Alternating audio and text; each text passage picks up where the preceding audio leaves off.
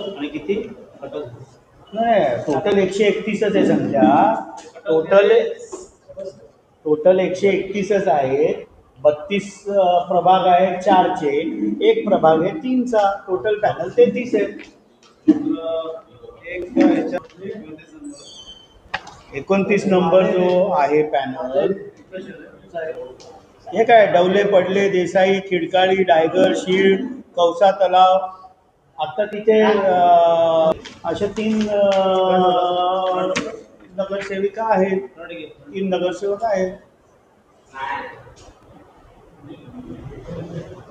भाजप असेल त्यांचं देखील म्हणतं आहे की जो मतदार आहे त्यापासून लांब लोक आता वोटिंग करायला जाणार आहे, त्यामुळे त्यांना फटका निवडणुकी बसणार. या आरोप यादीकडे अनेकांनी नाराजी दर्शवली.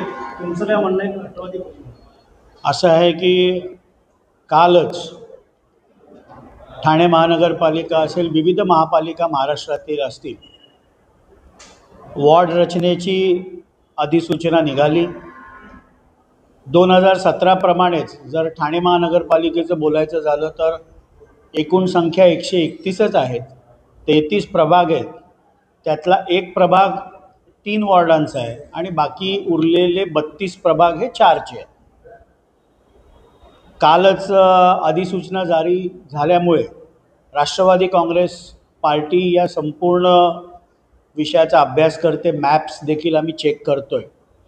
पण बहुतांशी ठिकाणी 2017 प्रमाणेच प्रभाग रचना आहे असं दिसून येतं. काही ठिकाणी जर अनियमितता आढळली तर राष्ट्रवादी काँग्रेस पक्ष नक्कीच 4 सप्टेंबरच्या आत आयुक्त ठाणे महानगरपालिकेकडे आपला ज्या काही हरकती सूचना असतील ते नोंदवतील. प्रत्येक राजकीय पक्षाला ती संधी आहे. पण ठाणे महानगरपालिकेचे प्रभाग रचना बघता बहुतांश ठिकाणी त्याच बाउंड्रीज ज्या 2017ला होत्या त्या आहेत. काही ठिकाणी मतदार केंद्र बदलली असतील, कारण आता ज्या वेळेला लोकसभेच्या वेळेला निवडणुका झाल्या त्यावेळेला मतदारसंघांची संख्या ही विधानसभेला वाढलेली होती. कारण विधानसभेला सोसायटीच्या आत देखील, जिथे मोठी मोठी गृहसंकुलं आहेत तिथे सोसायटीच्या आत देखील मतदार पोलिंग बूथ होते. त्यामध्ये काही बदल असेल तर तो देखील आपल्याला आक्षेप नोंदवता येईल. पण ह्याचा संपूर्ण अभ्यास करूनच राष्ट्रवादी काँग्रेस पार्टी जर काही याच्यामध्ये आम्हाला अनियमितता आढळली तर आम्ही देखील याच्याबद्दलचा आक्षेप नक्की नोंदवू. मात्र मनसेचं म्हणणं आहे की असं आहे की लोकसभेला घवघवीत यश महाराष्ट्रामध्ये महाविकास आघाडीला मिळालं. 48 पैकी 31 ठिकाणी महाविकास आघाडीचे खासदार निवडून आले.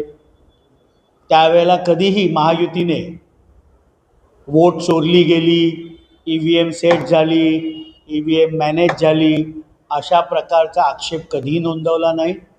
महाराष्ट्राच्या जनतेने जो कौल दिला तो महायुतीने मान्य केला आणि विधानसभेला महायुतीचे तिन्ही नेते हे अधिक जोराने सर्वच या आम्ही तिन्ही पक्ष कामाला लागलो, जनतेपर्यंत गेलो आणि अभूतपूर्व असं यश महाराष्ट्राच्या जनतेने दिलं. स्थानिक स्वराज्य संस्थेच्या निवडणुकीमध्ये देखील महायुती शेवटच्या मतदारापर्यंत आम्ही पोचू. महायुतीची भूमिका, महाराष्ट्राच्या विकासासाठी घेत असलेले निर्णय हे लोकांपर्यंत पोचवू. ज्या ज्या राजकीय पक्षांना या प्रारूप अधिसूचनेवर आक्षेप आहे तो त्यांनी नोंदवला पाहिजे. आक्षेप नोंदवायचा नाही आणि केवळ प्रसिद्धीसाठी आरोप करणं हे देखील लोकशाहीसाठी योग्य नाही. महाराष्ट्रात असं आहे की राष्ट्रवादी काँग्रेस पक्षाच्या वतीने पुण्यामध्ये देखील काही आक्षेप, नाराजी आमच्या पदाधिकाऱ्यांनी व्यक्त केली.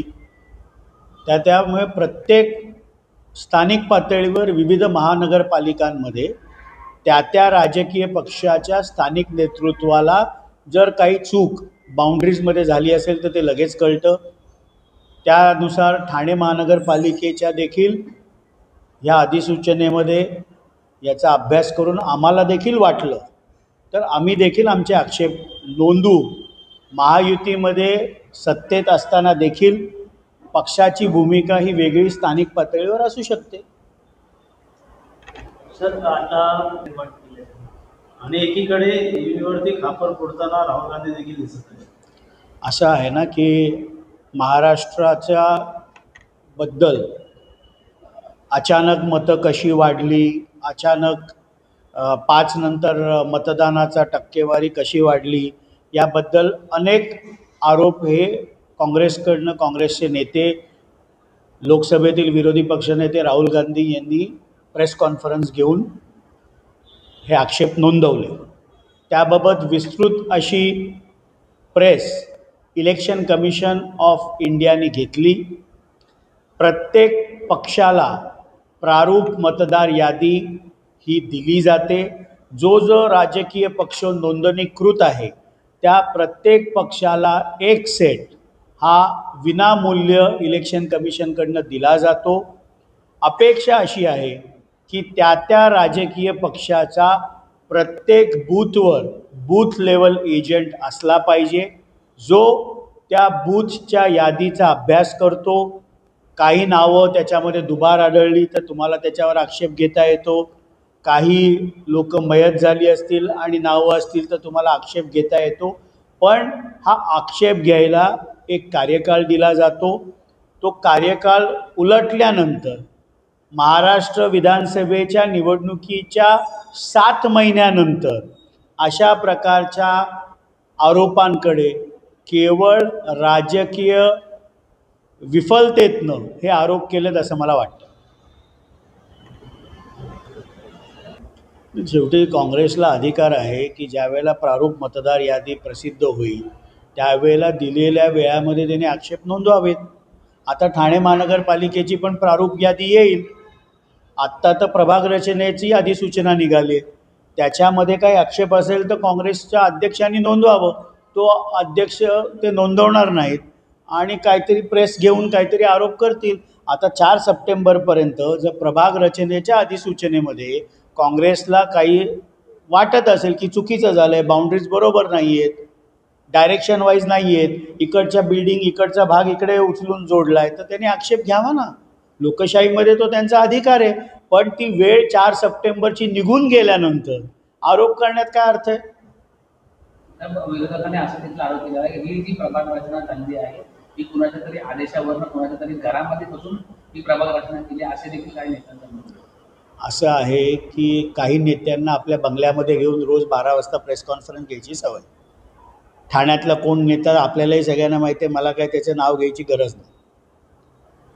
त्यामुळे तेही सत्तेमध्ये होते. 9 ते 2000 म्हणजे 1999 ते 2014. त्यानंतर महाविकास आघाडीमध्ये पण मंत्री होते. त्यामुळे ह्या आरोपांना काही तथ्य नाही. काही आक्षेप आपल्याला असतील कुठल्याही राजकीय पक्षाला, जसं आम्ही म्हणतो ना की आम्हालाही जर काही या प्रारूप अधिसूचनेमध्ये प्रभाग रचनेच्या बाउंड्रीजमध्ये काही चुकीचं वाटलं तर आम्ही देखील आक्षेप नोंदवणार आहोत राष्ट्रवादी काँग्रेस पक्ष म्हणून, जरी आम्ही महायुतीचा भाग असलो तर. तसं त्या राजकीय पक्षाने आक्षेप नोंदवावेत ना, केवळ प्रेस कॉन्फरन्स घेऊन आणि इलेक्शन कमिशनवर आरोप करून होत नाही. कळवा मतदारसंघामध्ये देखील असं आहे की कळव्यामध्ये 4 प्रभाग होते. 9, 23, 24, 25, 16 नगरसेवक होते. मुंब्र्यामध्येही तीच संख्या राहिलेली आहे. तीच प्रभाग रचना 2017ची जवळजवळ आहे. आणि त्यामुळे कळव्या मुंब्र्यामध्ये तरी चोराच्या उलट्या बोंबा असं तिथल्या स्थानिक आमदारांनी करू नये, याचं अध्ययन करावं, अभ्यास करावा. आणि काही जर राष्ट्रवादी काँग्रेस पार्टी शरदचंद्र पवार गटाला काही आक्षेप असतील तर त्यांनी ते नोंदवावेत. तुमचा सल्ला मानला जाईल का? ते खूप मोठे आहेत, कारण देशामध्ये कुठलाही विषय झाला किंवा आंतरराष्ट्रीय जरी काही झाला, इराक, तरी आपल्याला सगळंच कळतं. अशा प्रकारे ते कायम बाईट देत असतात. मी खूप लहान आहे त्यांना सल्ला देणार. मात्र कळव्यातनं अनेक नगरसेवक सोडून गेले, ते शिवसेनेत गेले. मात्र असं कळत होतं की शरद पवार पार्टीचे पक्षाचे जे नगरसेवक कुठेतरी या भागात देखील आपली ताकद वाढण्याची संख्या मोठी होती. असं आहे की लोकशाहीमध्ये स्थित्यंतर होत असतात. हे नगरसेवक अत्यंत तिथले आमदार यांच्या जवळचे होते. विधानसभेनंतर असं अचानक काय घडलं की ही सर्व त्यांची जवळची लोकं त्यांना सोडून गेली. त्याचं आत्मपरीक्षण त्यांनी देखील करावं.